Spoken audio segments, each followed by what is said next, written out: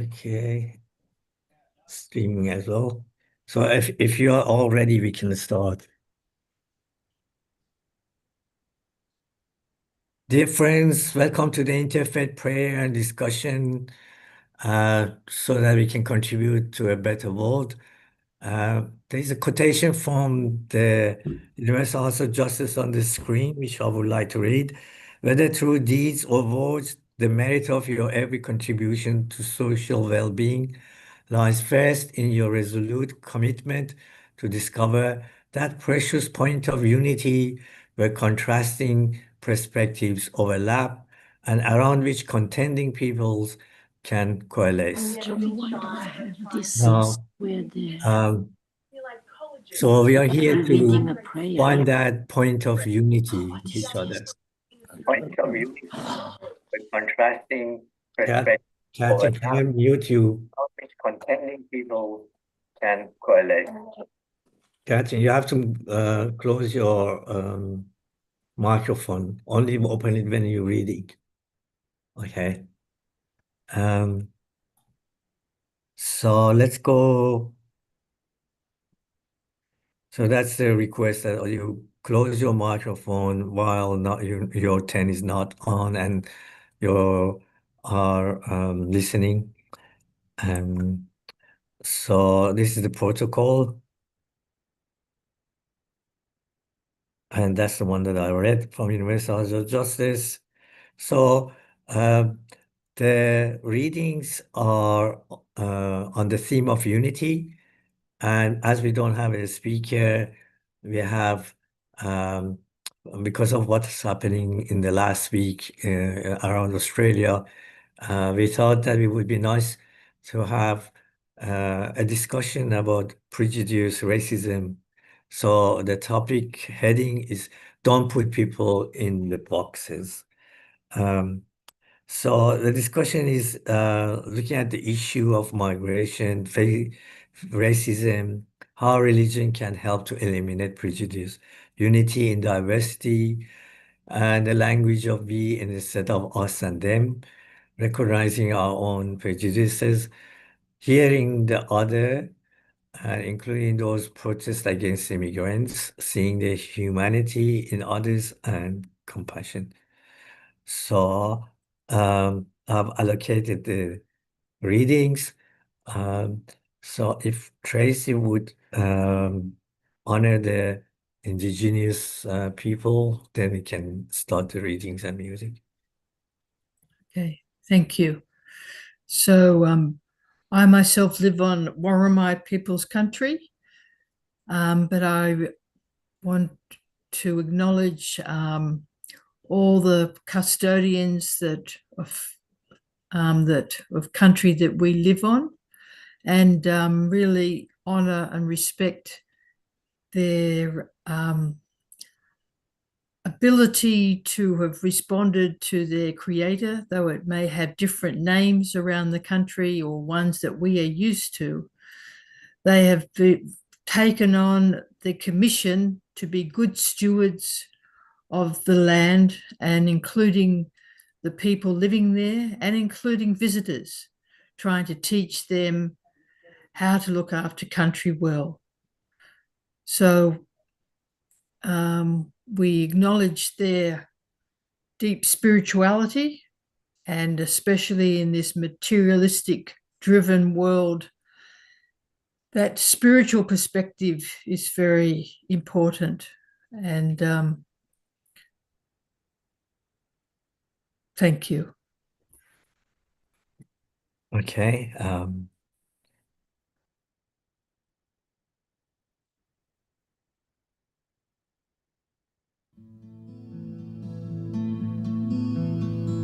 Whither can a lover go but to the land of his beloved?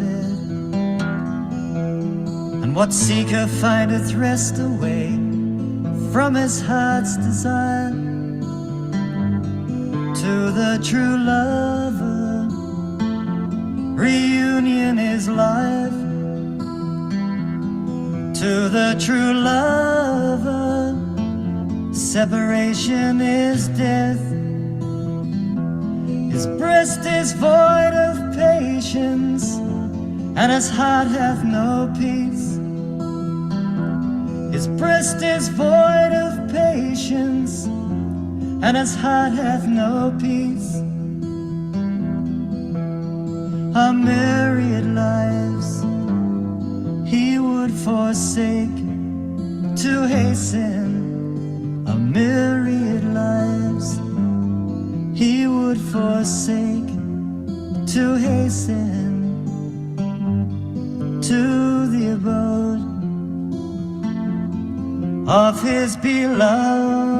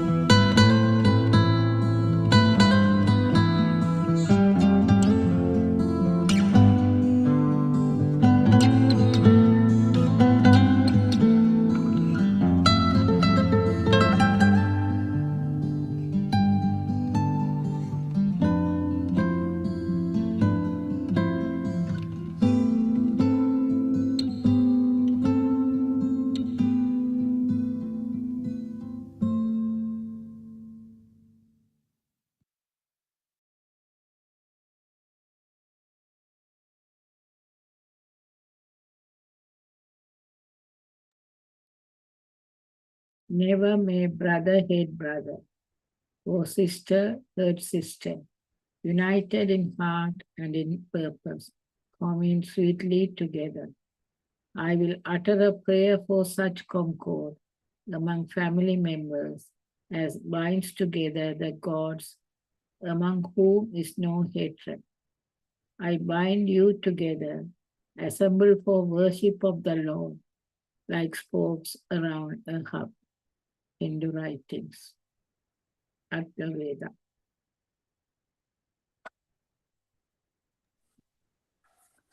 In the name of God, I praise and invoke the Creator, Almighty, the radiant, glorious, omniscient Maker, Lord of Lords, King over all kings, watchful Creator of the universe, Giver of daily bread, powerful, strong, eternal, Forgiver, merciful, loving, mighty, wise, holy, and nourisher. May his just kingdom be imperishable. Zoroastrian reading.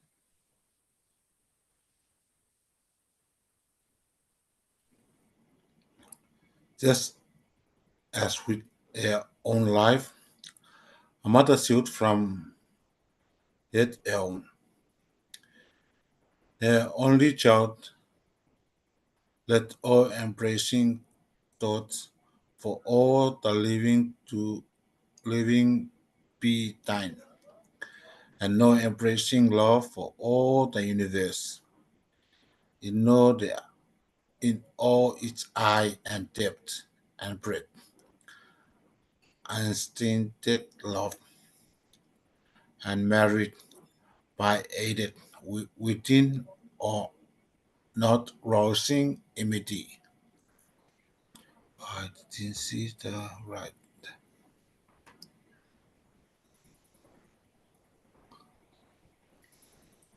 Until the Spirit be poured upon us from on high, and the wilderness become a fruitful field, and the fruitful field be counted for a forest, then justice shall dwell in the wilderness, and righteousness shall abide in the fruitful field. and the work of righteousness shall be peace, and the effect of righteousness, quietness, and confidence forever. Jewish writings, Isaiah 32:15-17.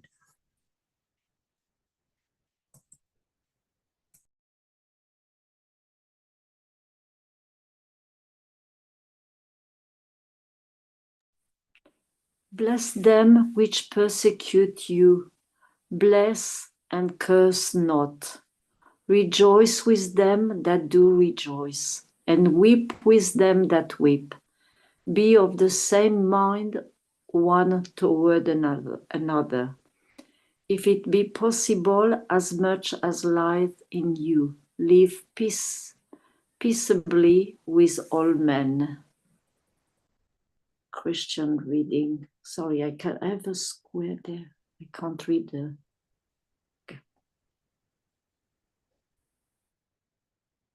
Moreover, to Moses gave me the book, and we raised up apostles after him.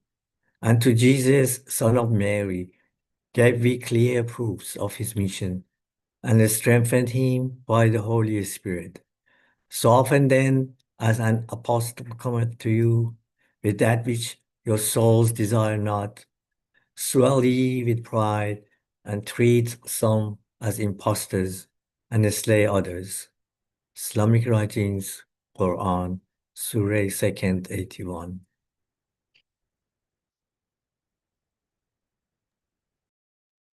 Consort with the followers of all religions in a spirit of friendliness and fellowship. Of old it had been revealed. Love of one country is an element of the faith of God. The tongue of grandeur hath, however, in the day of his manifestation proclaimed, it is not his to boast who loveth his country, but it is his who loveth the world. Baha'i writings, Baha'i.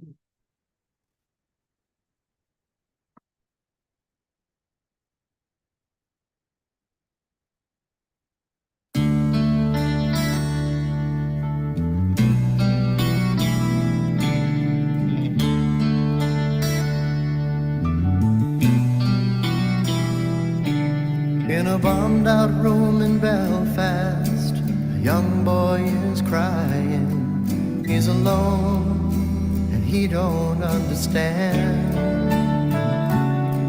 how the teachings of one book, built on love and understanding, could cause the hurt and killing in his land.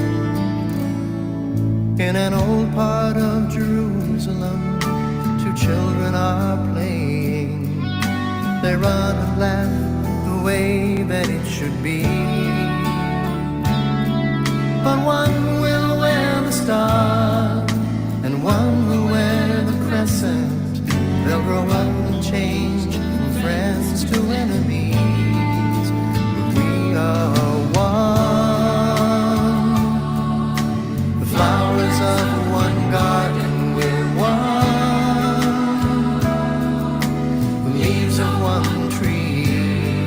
Let the walls come down, stand here together, we are one family.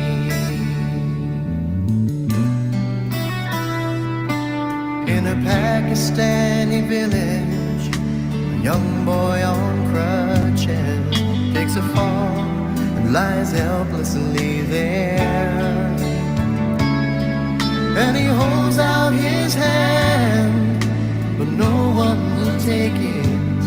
They won't touch him or the clothes that he wears. On a side street in Selma, a black child is sitting in a squad car, protected from the whites. 'Cause they're burning a cross to send her a message, and you can see the fear in her eyes. We are one. The flowers of one garden, we're one.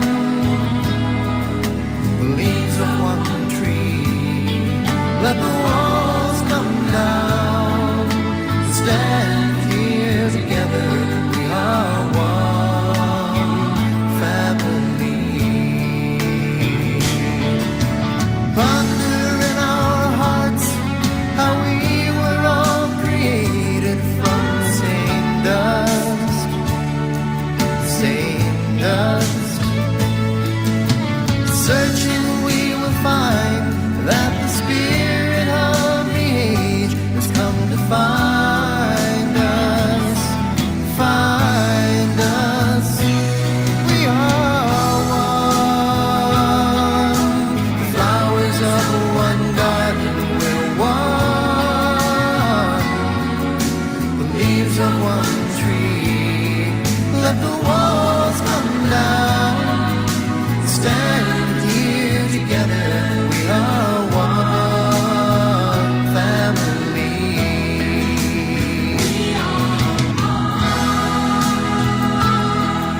The flowers of one garden.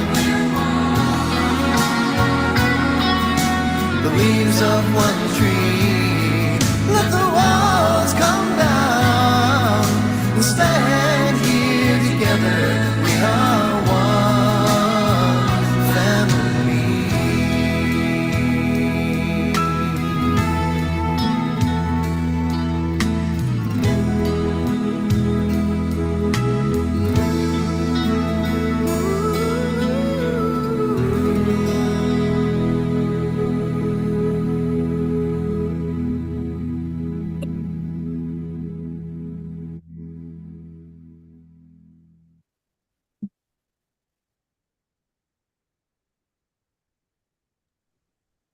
Okay, I'd like to thank Colin for organizing that presentations and thank the readers for reading those wonderful prayers.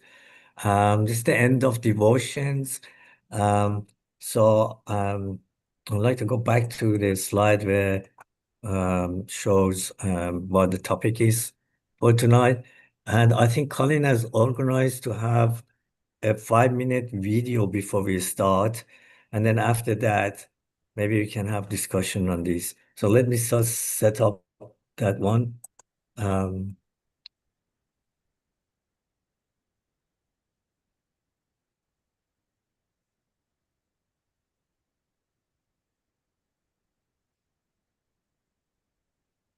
I think I have to stop this sharing of the screen so that I can share the other one. So I stop sharing this. Now I have to share the other one.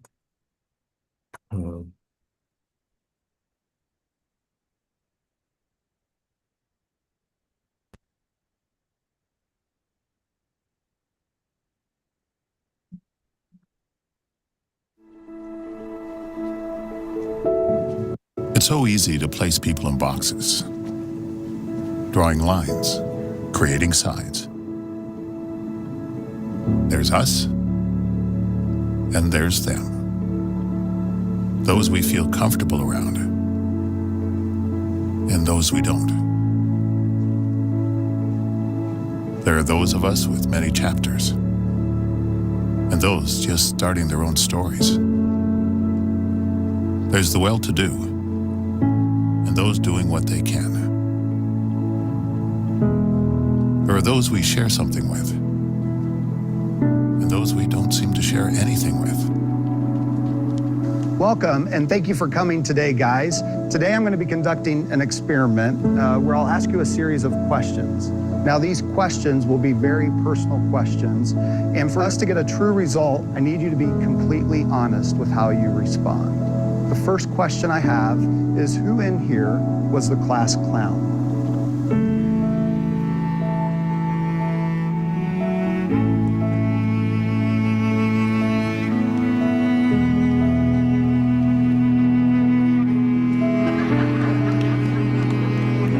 Who is never on time?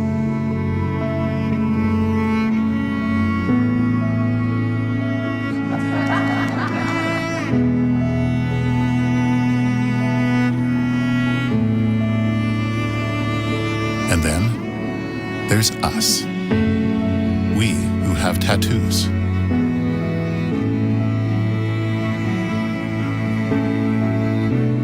We who feel lonely.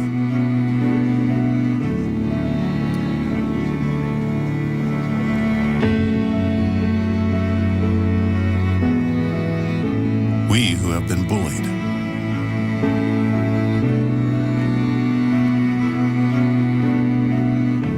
We who have bullied others.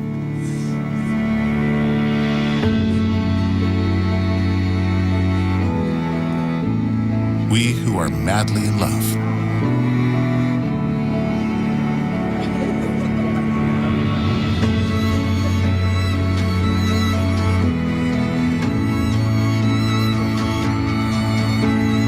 We who have overcome great adversity.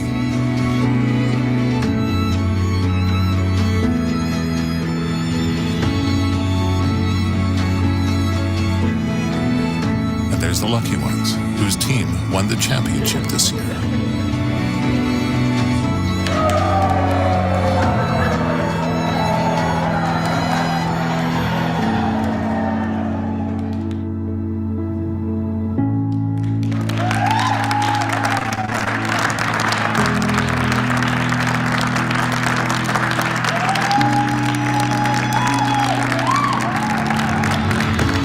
We who beat cancer.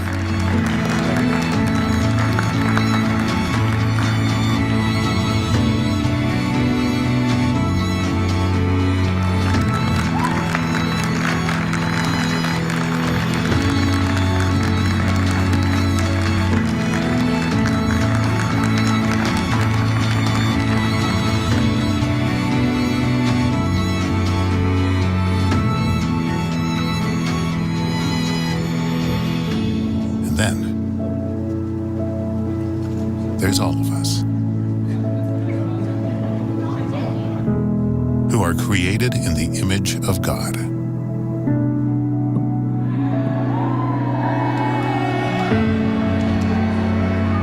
And as one body, we stand together,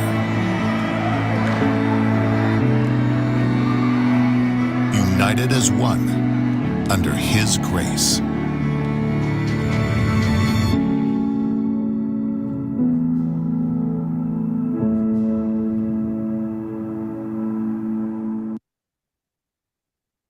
There's one simple warm water trick that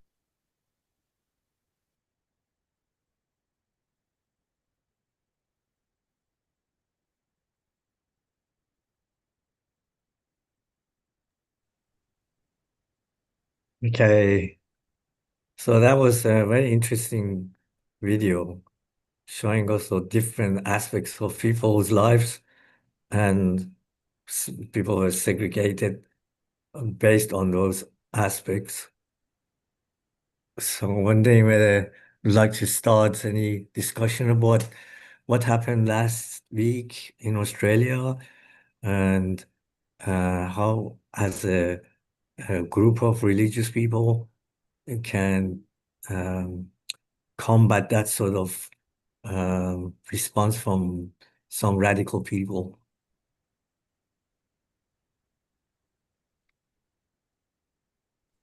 Utiti has his hand up.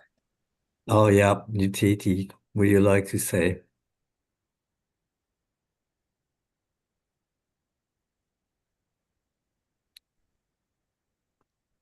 Sorry, yeah. Just the good view of the show there. I just remember one of the fellas. I mean, yeah, one of the story about Paula when he was young. I just came to the show and watched what the show in the shakers, and then you look any kind of shakers there. Then after that, when the show is finished, everything they put just like they all together, just like they show, just like the film they when they show, just like any kind of attitude when they show. When they finish, they put in the box, and yeah, I think yeah, and they put in And the box. Yeah, I think yes, that's it. yeah, he asked the conductor of that presentation that what was this about?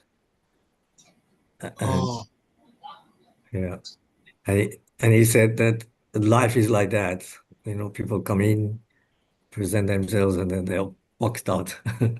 oh, And since then, he said that wealth and power is nothing. He was a child at that time. He understood that wealth and power is absolutely nothing in front of God. oh.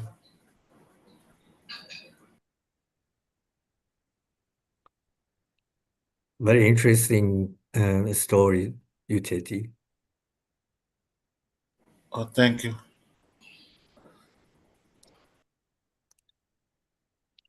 Tracy, you wanted to say something? No? Well, I think religious people have something to offer, because even if we don't always live up to the ideals of our particular faith, but every religion has a sense, like was at the conclusion of that little film, that we're all created by God. We all have the same beginning point. And we may look different, sound different, and all that type of thing. But the flowers in the garden look different. Yeah. And that makes life interesting. We can't have everybody just the same. So, but just having that ideal to refer back to, so it checks, it gives a sort of a thing of, oh, we can't assume, we can't make assumptions about people, we can't indulge prejudice. We have to see, well, maybe pray and ask God, what's your viewpoint of this person? Not just going from our own sort of cultural frame or our own sort of feeling of offense or, idea like that. That it's some sort of more noble mind and an understanding that we are all interconnected. So whether people, I think that there are a small number of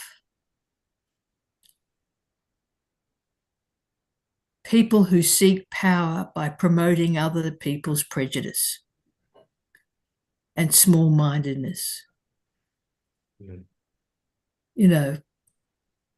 And we have to, by having sort of religious, spiritual understanding, we can sort of be able to resist that and to have respect for other people. It's like there is actually enough food to go around in the world. It's just the way the system works. They plow back oranges into fields. They've recorded many times that food is destroyed so that the price won't drop. So some people are putting profit above other things. There is enough room. It's just how we see each other, really, that matters. Do we see each other as being connected with each other, having an origin together and a future together, and we're just sort of on a journey together. And sometimes there'll be conflict, but if we have a bigger mind, we can sort of resolve it. We can recognize that that's a temporary thing. But if you don't have some sort of viewpoint which is a bit bigger, or some sense of modifying your own cultural background and modifying our fear or aggression, trouble can multiply pretty quickly. And there's people who love to make conflict. it's the old dialectic, set up the dialectic of opposites. And there's people who will gain power from that or profit.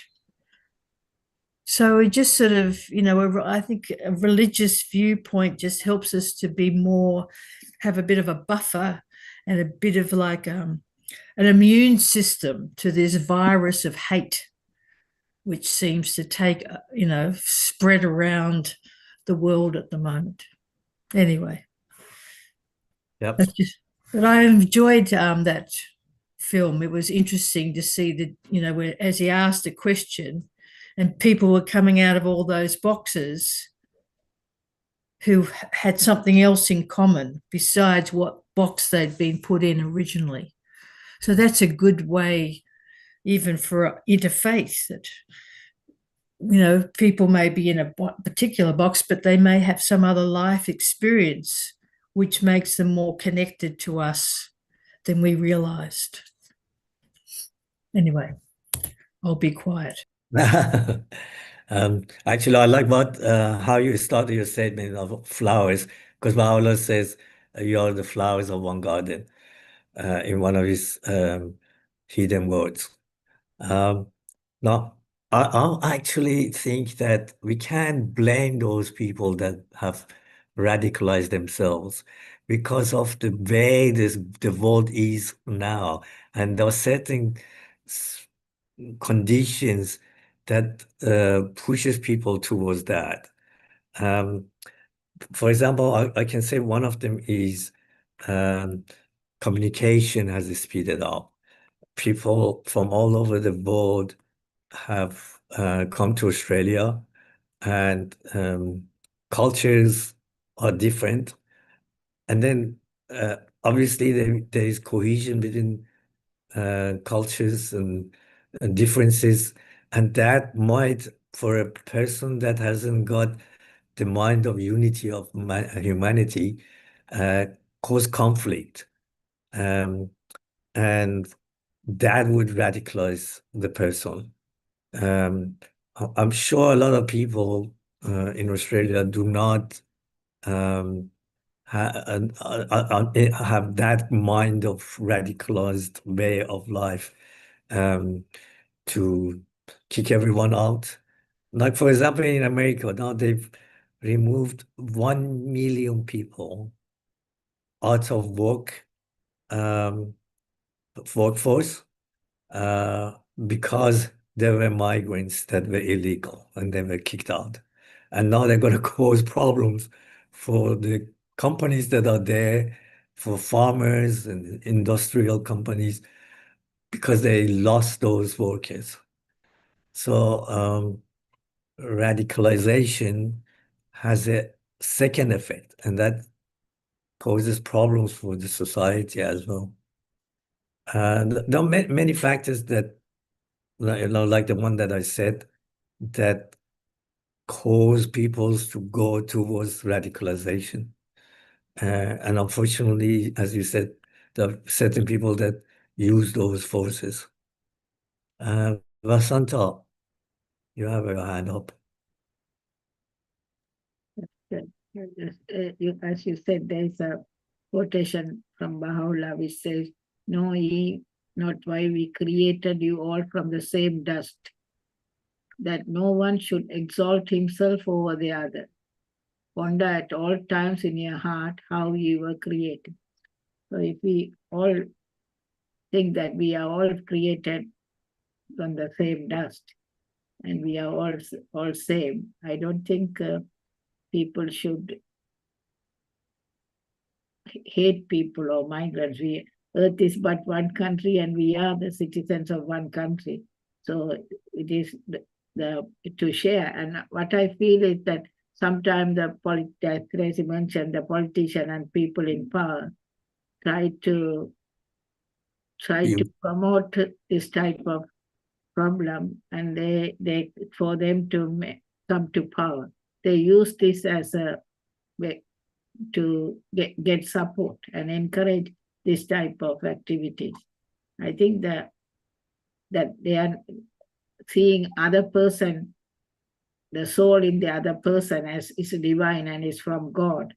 I think that is the main problem. We see the color of the skin and or the what the language they speak, and we put them as different. And if we are of a particular white skin or a particular type of skin, we are superior over the other. I think that is fundamentally wrong. I think this has to be taught from childhood at home, where it should start from home, where the parents should teach their children how they should look at the other person, the neighbor, rather than sometimes it is some parents itself. When you see the bullying at school and all, that what happens at home. That is what the children go and show it at school.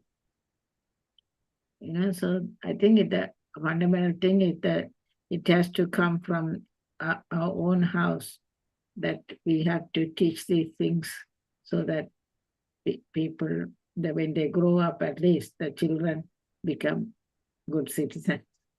Mm. In the mornings, I walk towards the station, and our place is just in the front of the Pacific Highway.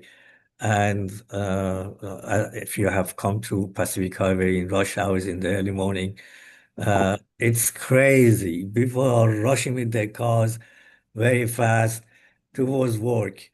And it's kind of every time I go out, I say, why you guys are rushing so fast towards towards work? And you're not it feels like everyone is going one direction, and that's towards finding wealth.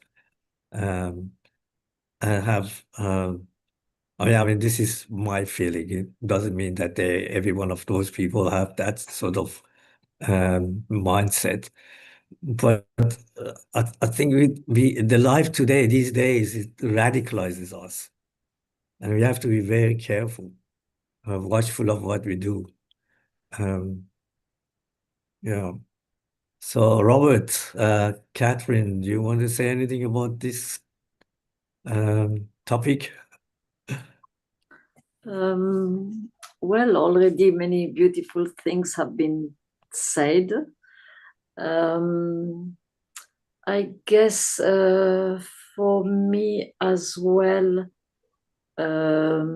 religion has helped me to become a better person, to not just to actually sorry,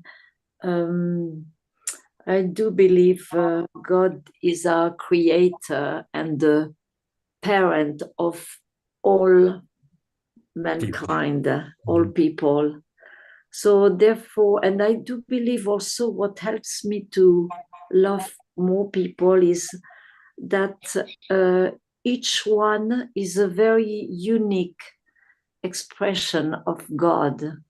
So when there is one person we want to dismiss or, ignore or decide to dislike, there is an aspect of God that you are avoiding to know. So it's actually very beautiful to adventure ourselves in getting to know many different people of all colors, people of all religions, people of no religion as well, because each one has, whether they want or not, whether they know it or not, they have a part of the divine, within them. And sometimes is developed, if you have been lucky to grow in a religious family or in a good family, then the good part is, developed in you. And some others haven't been lucky as well to grow up in a good family with parents who, all kinds of parents have been, some, so, but, so yeah, it's very, very interesting to, give yourself the chance to know people and, to feel that you have a lot of common point. You might have different skills and so on, but everyone is happy to meet good people, is happy to make new friends and yeah. Of course, we can't love everyone, especially when they are nasty to us, but we Yeah, have to have the I love for agree. humanity, Yeah, the yeah, love for the whole humanity. yeah. Um, and as you said, if you look at it the way you looked at it, like different cultures are flowers of the society, um, we won't initiate that prejudice at all Mm. about it. Robert, do you want to say anything about this? About the topic? No? You're muted. Marta, Sarah, Jiva.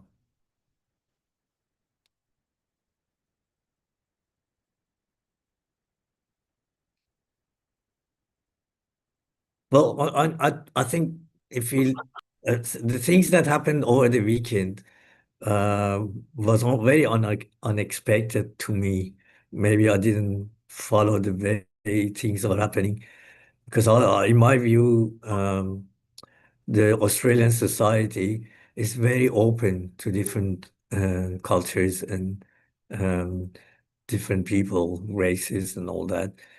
And maybe that was just a minority which was taking um, the things in their hand and organizing those sort of parades. And obviously, I heard today, this morning, that the police is charging that leader, and which was radicalizing people because they fought with Aborigines. Um, and I think when you have fightings, both sides are wrong. Um, the tolerance is important in society. We living now in a modern life, modern times, where no longer villages are far apart from each other. Countries are separated. The numbers of people are low. Um, Population is high in these days. Communication is fast. Um, People, I mean, I speak. My wife speaks with her mother every day, and the mother is in Iran, so thousands of kilometers away, you know, and it looks like we are together. So communication has changed things. Society is changing because of communication. Um, Science is changing the society, and we have to look at our um, pattern of life, really. Oh, Colin is coming in. So maybe Colin would have some ideas that he would like to add because he initiated this. I think Tracy is waiting. Tracy has put her hand up. Yeah, Tracy, sorry, I was trying to get Colin in. Tracy, go ahead, and then Colin can talk a bit. I think the average Australian is, doesn't have things against particular people. But I tell you, this was a well-organized campaign to try with actually misinterpreting information put out by the Bureau of Statistics, using the number of visitors who might come in and out as being immigrants.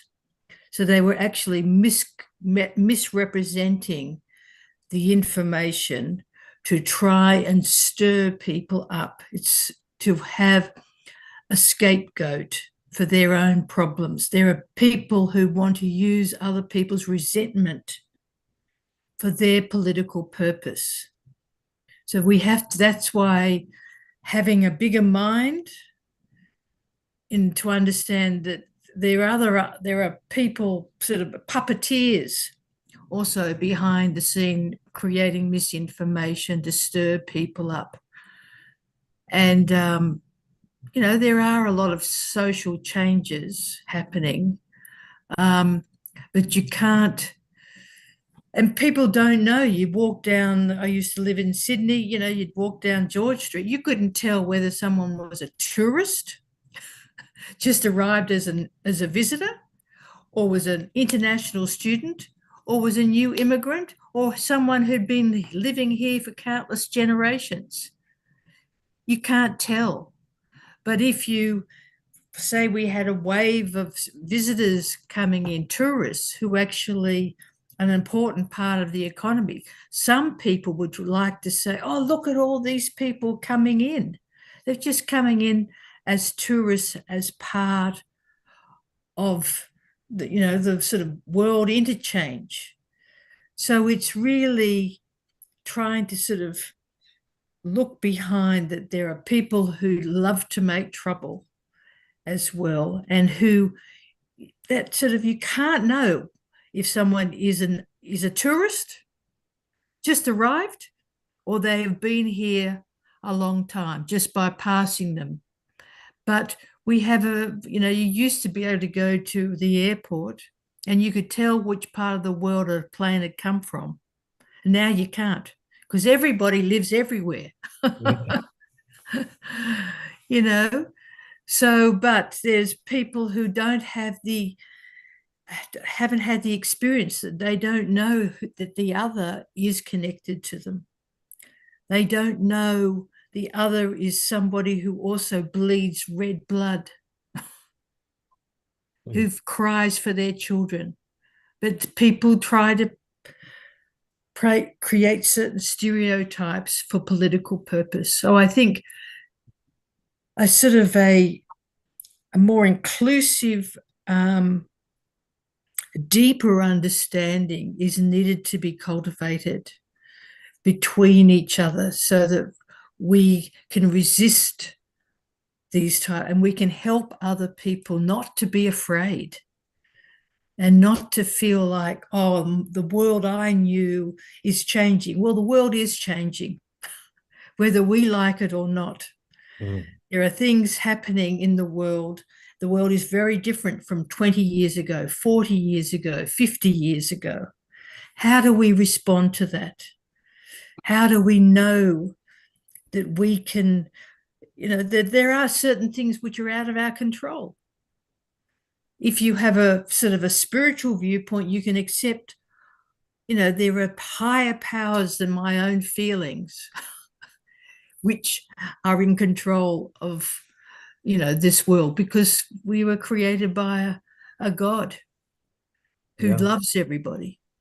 But anyway, I just think we also have to be aware that there are people who are actively trying to radicalize other people and who are recruiting. People might come along for one reason, and there are recruiters trying to channel people in a certain direction. Anyway. Yeah, right. Colin me just showed your video, a very beautiful video. It's nice to have you here. I'm wondering whether you have any views. We were discussing about what happened last weekend, and Jung is coming as well. So let us know what's your views.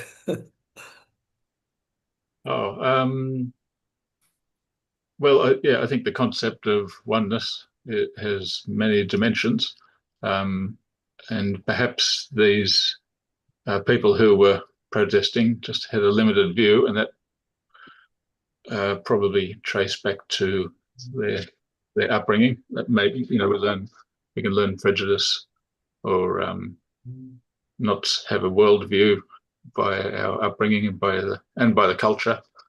It's a slow process, learning that the world is one and that we're all part of one humanity. I mean, even for me, it was slow. When the Iranians, the Persians, became refugees in about 1980, and I was secretary of our local Baha'i community. And so I'd go and visit them to give them the newsletter. And they didn't just take the newsletter and say thanks, goodbye. They'd take my hand. I thought they were just going to shake my hand, but then they pulled me inside and put me down on the chair, and then there's a cup of tea in front of me and a plate of. So it's absolutely hospitable. Very lovely, warm people. Qualities of openness, which in Persians, which all I knew up to then was what I'd seen in the media. Everyone's got beards and everyone is angry, which is not the case at all when you meet them. They're people who visit Iran, learn about their hospitality, and that's somewhere we're missing out if we don't find that aspect of people who immigrate to Australia. The other thing that I think is that there's certain issues there that have no relationship with race and cultures, but people in that group had used it for their benefits. Like housing is one of them. To me, the housing problem is nothing to do with race and culture. There are certain things that are happening in the society that cause shortage of housing. One of them, especially that I think is very important, nobody talks about it, is the conflict between wives and husbands that happens shortly after their marriage and they separate. And a lot of people, my wife and I went to another place close by into a shopping center. And I normally don't go, my wife goes shopping. And I was shocked because when I was a bachelor, when I was going to shopping for groceries, most of the people were women. And now when I went, half of the people, maybe more than half, were men. And I thought that it can be that the husbands are not taking responsibility of groceries. And I think it's because people get married and divorce very quickly, and they separate and they want to have separate places for themselves. I know a couple that live in two different places. They're married, they're happy, but they live in their own places because they say that if we live together, we're going to fight with each other. So, one of these reasons for shortage of housing is because of these. A lot of single mothers, a lot of single men after marriage. Of course, we have visitors that need accommodation. We have students that come and need accommodation. But I think when I see, people that are students normally share a house with 4 or 5 people. And I don't think accommodation for those people is the cause of shortness. The other thing is prices. Prices of houses have tripled since I came to Australia. And when I was 24, 25, I was able to put a deposit and start buying and paying my loan. But today I asked my daughter and she says, "How can I put even a deposit? Because the deposit is more than my salary." There are things that are happening in the society that are irrelevant to this conflict between people. And they've used these issues against racism, against prejudice, against cultures. And we have to be open to cultures. We have flowers on one garden. Okay, Jung, you normally have questions and answers for every meeting. Colin's got What his do you hand think? up too. Yes. But I want to ask Jung first because Colin hasn't spoken. Yeah, I got a question in waiting because the first thing when I read the topic, I said, you put here, don't put people in boxes. I think the topic, I mean, the way that people phrase it, for me, is not real. Because normally people, they put themselves in boxes. Like if they square, they sit in a square box. If they round, they sit in a round box. Otherwise, they mismatch. They It's two mismatch the ways. boxes. It's two ways. You know what I mean? Like they kind of push themselves in the box if they're not fitting. Like if they square, they sit in a round box. Obviously, that's a mismatch. Mismatch. It's not matching. So people like I think it's normal nature. People just have to find somewhere that they sit comfortably. Like if they want a rocking chair, they go to rocking chair. And if they go to the nature, they sit under the tree. And they choose the boxes that fit them. You can't push them in there. You cannot push people in the box. They push themselves in the box and nobody to blame. Okay, Colin has chosen those words. I'll let Colin to answer your question. I think Jung's right. We put ourselves in boxes and we put other people with the way we view. I think that means the way we view people, we're putting them in boxes where I think it's two ways. in our mind. Yeah, it's two ways. We put people in boxes and we put ourselves in boxes. Yeah. But in the old day, I don't know if you know this statement. In the old day, nothing to do with topic today, they said if you put somebody on a wrong job, just like you put the round pig in a square hole, it's a wrong job. Like that person is no good at music, and to give that person a job in musical teaching, it means you put a round pig in a square hole. Some sort of comparison. I was just going to comment on something Ahmed said about all the men doing the shopping now. I don't think it's just because they haven't got a wife anymore. Yeah. I remember when I got married, I used to do some shopping, and I was quite proud of myself. I was thinking, hey, I'm enlightened. I'm a sensitive New Age guy. Look at me. I'm sure there are certain people that like you did do this to share the workload, but Yeah. I'm sure there's a lot of single divorcees down there. I was just thinking about the aspect of the people who were protesting. I don't think I know anyone who was a protester, but I do have neighbours who protest against certain things, like against vaccinations, against the idea that climate change is happening. And yet they're actually nice people. We have great conversations and they participate in community activities. So I think I just wonder if there's a way to have a conversation where each side, these people who are evidently racist or something, and us who maybe not, we think we're not, or we're not. How do you have a conversation where both sides are listening? I mean, United States divided itself into two before each election. It's easy to ignore someone's view when they're only 5%.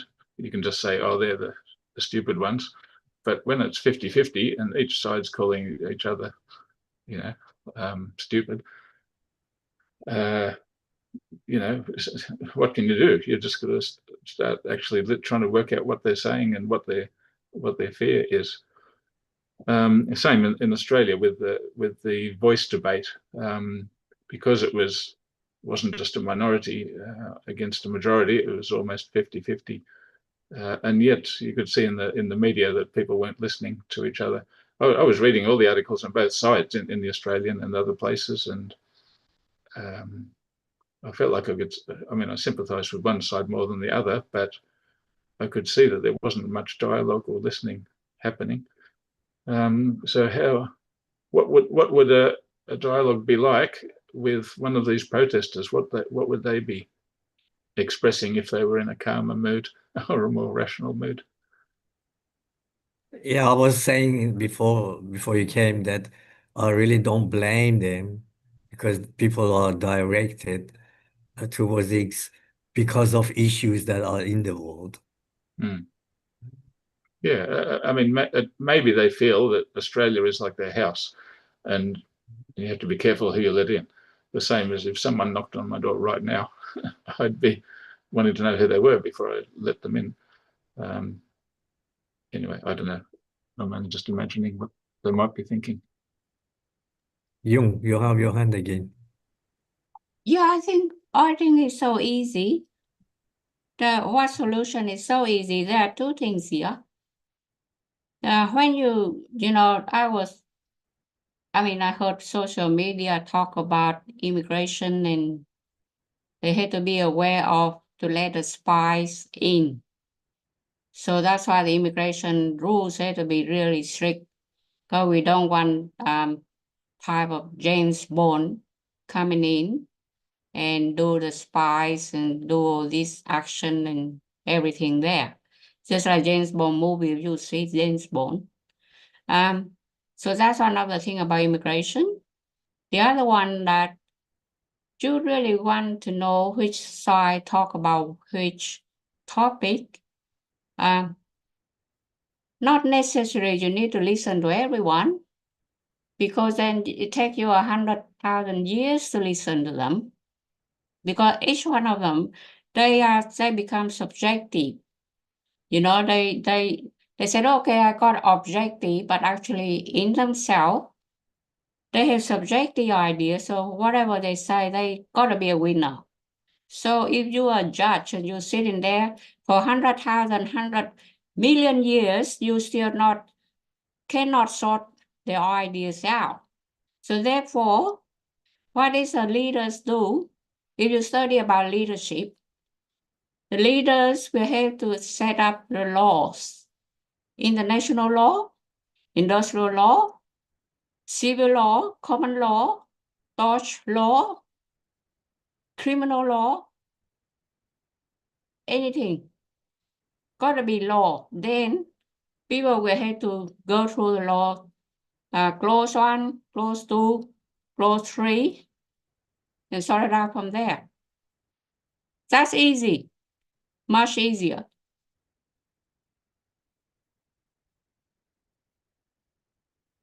Okay. I want to say something about what I saw a few days ago. I saw a video where an interviewer was interviewing, I don't know, it was a crowd that didn't exactly realize where it was, but there was this Muslim guy that was being interviewed, and he was in Europe, of course, and in UK, and he was saying that we like to convert everyone, and if people do not like to be converted, we will force them to convert. And I was shocked, and I was saying to myself, how this person was able to migrate to UK and have that concept in his mind. So obviously he was radicalized, because Islam is not that. Islam doesn't say do not love your neighbor.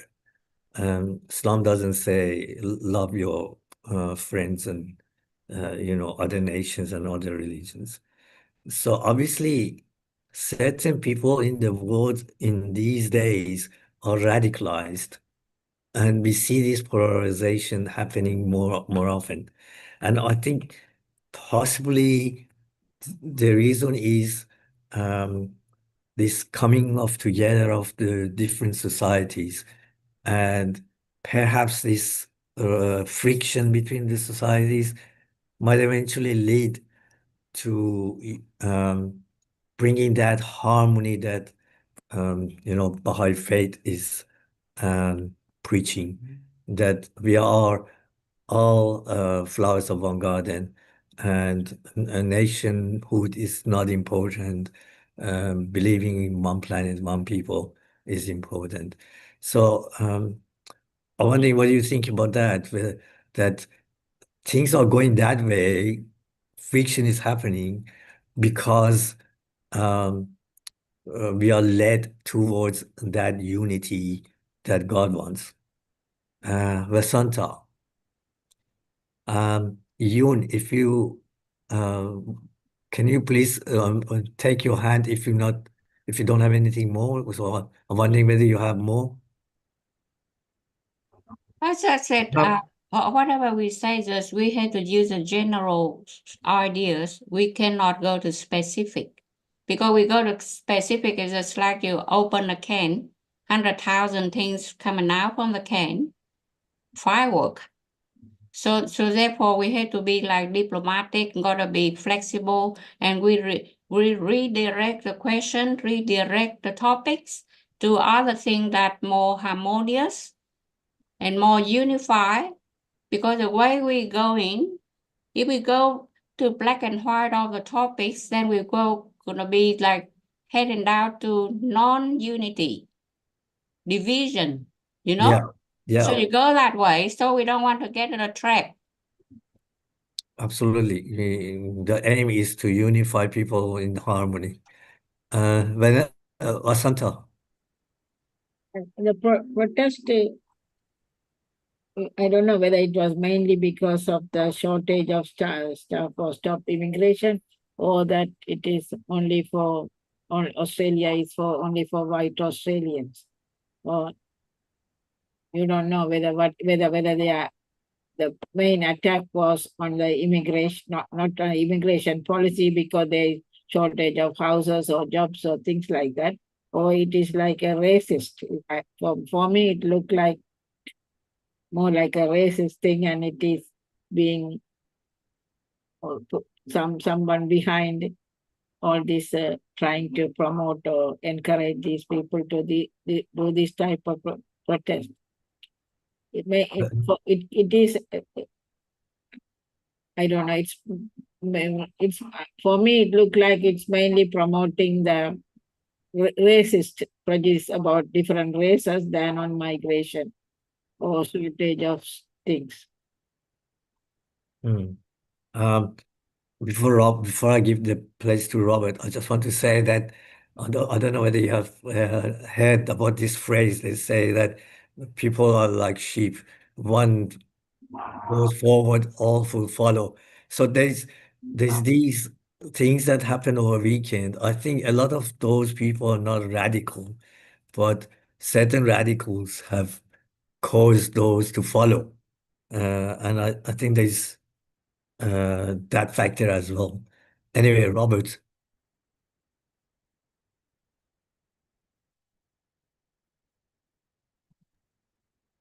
Interesting, on tonight's news on SBS, they were talking about major racism within the New South Wales Health Department. People who've been here 20, 30 years, have come in as overseas and everything else, but they can't get senior positions. And there's been a major racism through the health department at the moment. And some people have actually resigned because of it. Yeah, I work in the health department in a hospital. I definitely think that's correct. That's right. But I mean, not to extent of a radical way, but it's there. And it's like people are scared of major invasion coming from Indonesia at the moment. Okay. And they're full of negative thoughts. You know, the way the world's going, everything's negative. I think we have an invasion from China because so many Chinese live here. Well, we're talking about invasion from China back in the 50s and 60s. But you know, I know certain Chinese people that they stopped speaking Chinese when they're in crowd. They're bringing their kids in the Australian way. I think, um, uh, yeah. I mean, we can say that they're not nice. Yeah. Yeah. Yeah. Unfortunately, look, the vast majority of people are sort of polite They try to just get along, but there are some very nasty people out there, and they cause a lot of hurt for other people. And there's from those rallies and the activities of certain minority of people in those rallies, and even the ones down in Melbourne who had just unilaterally went to a particular place and attacked those Aboriginal people just because they wanted to hurt them. I think it was You have both to ways. think of the victims of these things, that there are people who feel hurt. People say careless things. Oh, well, you know, people, they're being let in because they're going to vote for some particular thing. And they don't think about people are hearing these comments and they are hurt. They're our brothers and sisters in the body of God. And they've been hurt by people who just have the, you know, it's an intellectual concept for them. They can say something and without thinking of the consequences of real people with real feelings, feeling rejected, feeling hurt, feeling, oh, am I safe? Because even down in Newcastle, there was a girl was surrounded by 4 men, and one of them whispered to her, I'm going to rape you. Because they were sort of, you know, saying, oh, why are you doing this protest? And they went away and were having a picnic and then suddenly surrounded. They, you know, using fear and intimidation on people. And they're real people getting hurt for some political purpose. That somebody, I mean, even how Hitler took over in Germany, he used fear and intimidation on the Jewish people and on lots of other people in those countries too, the Polish people. Gypsies as well. Yeah, you know, so we sort of, you know, that's where that whole thing, we are one family sharing this earth together.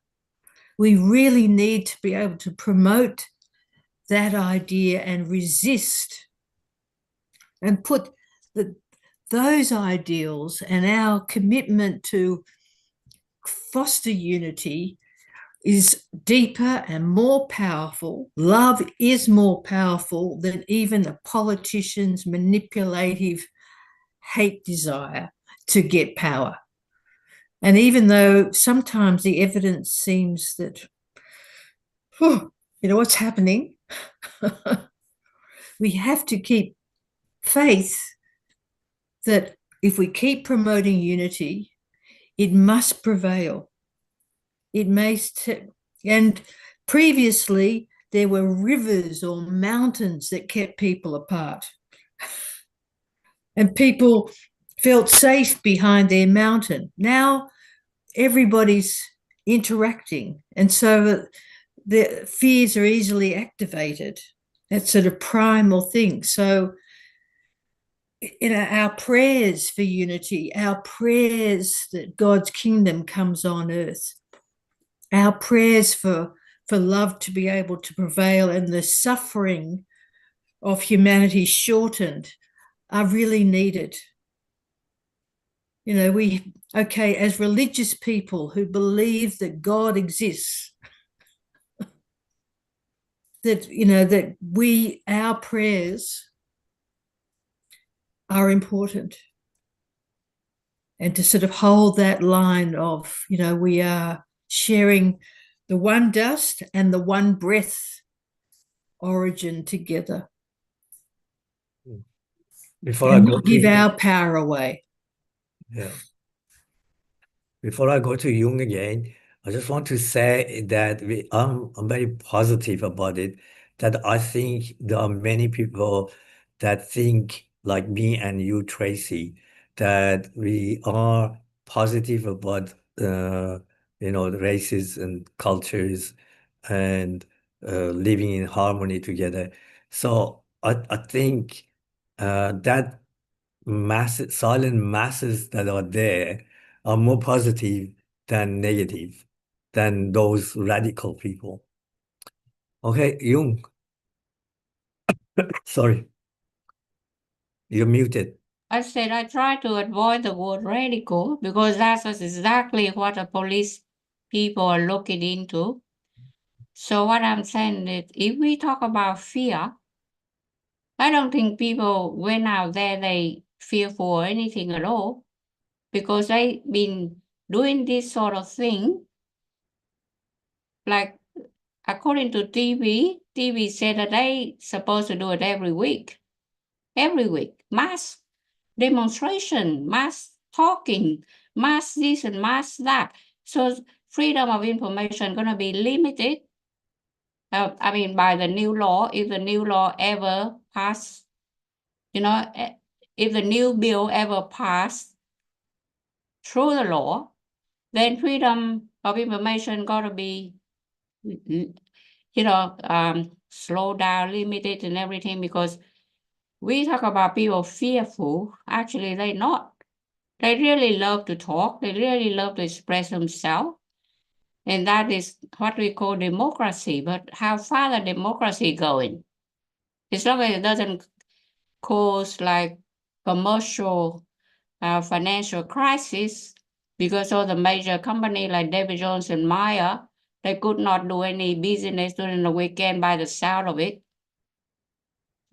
By just, the natural order, when a mass demonstration go everywhere like that in a main city, who want to open the shop? So that commercial, and we're gonna call financial hardship, and therefore we just say stand up living is so high, expensive food, expensive this, expensive that, but we don't really help. We're not helping the economy. No GDP, nothing. And we said we're fearful. I don't think so.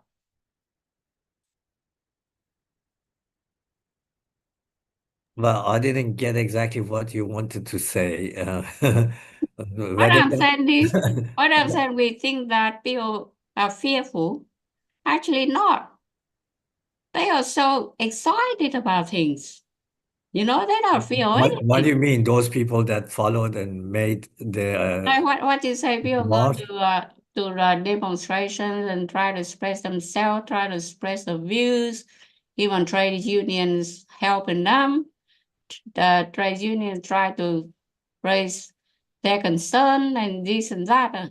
But in actual reality that you see, Maya and David Jones, they could not run their business during the weekend in a city or have a bridge or anything well because the mass of people like that gonna interrupted the financial collection, financial transaction.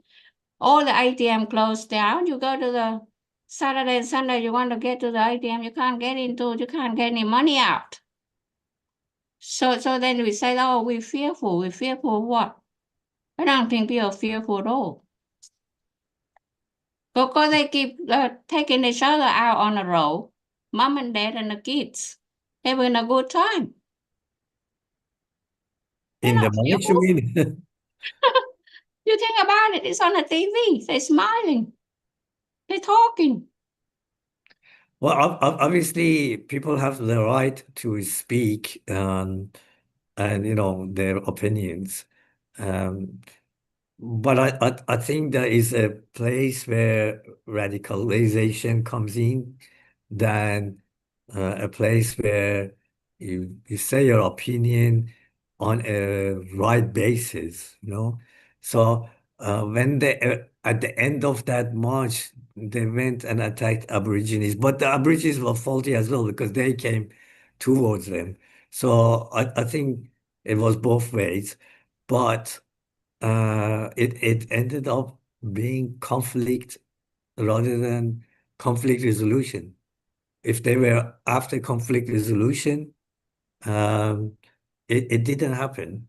It didn't bring the thought that they were, preaching for the society would not listen to them, I think. Majority of the silent people, as Tracy said, are in harmony with different cultures and races. All right, from Catherine says, I have to leave. I think you got bored or something. You're muted.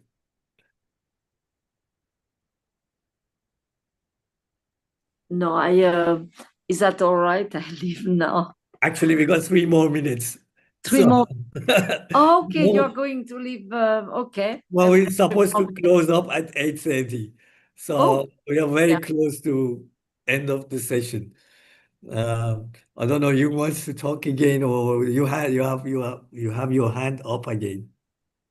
Okay, so I should say, you should put yourself in the position of Maya and David Jones and have a bit of feeling, okay, about people, freedom of speech or freedom of expression and this and that and democracy they're calling for. So, but you have to put yourself in a financial position of Maya and David Jones and the bank who run the ATM. All right. So I agree with you that there should be limits on democracy and freedom of speech, based on laws, just laws, of course. So yeah. Colin, maybe you should have the last call because we are at 8:28. Yeah, I just want to resonate or reflect that I liked what Tracy was saying, that we should use our spiritual vision, not just our external vision. See people for who they are.